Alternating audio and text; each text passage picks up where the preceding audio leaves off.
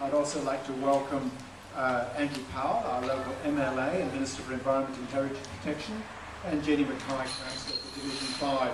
I'd like to thank you both, especially for taking the time to attend our annual general meeting on a Saturday morning when I'm sure you've got other things you'd rather be doing. So thank you very, very much indeed. Note that Sue Milhilovich and Stephen Lang and Ewan McFarlane are re-elected as directors. So I'm proposing that that be accepted. Do I have a second? Okay. Mostly what Unity Water is doing up here in Maleny.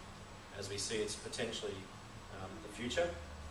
We see that it is a far better outcome for the environment at a far cheaper cost than continuing to pump millions and millions of dollars into engineering solutions and sewage treatment plants. So my hope is that what we can demonstrate here in Maleny, we're also doing a couple of other projects around the place, is that we can get organisations like Unity Water, instead of putting money into engineering solutions, to put money into environmental outcomes. And it should bear a lot of positives for the surrounding environment. So I'm watching it with a lot of interest and kind of chuffed that it's in my patch of glasshouse as well. Or could be large issues that we need to address with the boardwalk there, as we're now turning the potential to turn the business side backwards and forwards, opening both sides up. So that's been a consideration. Of course, instead of garbage bins, yes, right. Yes, yeah, but that's been a part of it. So up to, as you know, the car park and the walking path down to the Vales and back, as we speak, is continuing.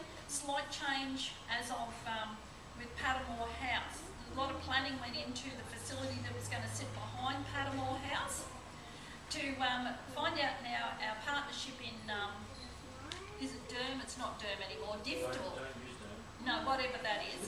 DHB. Yeah, doesn't agree with it being in the curtilage of the heritage protected area for Padamore House. Gardeners Falls, and there's an area down in the southeast corner of the precinct which is riparian gallery forest that's left. It's still got some of the elements. And then there's an interesting patch over near Howell's Knob, a rainforest. And that's all that's left.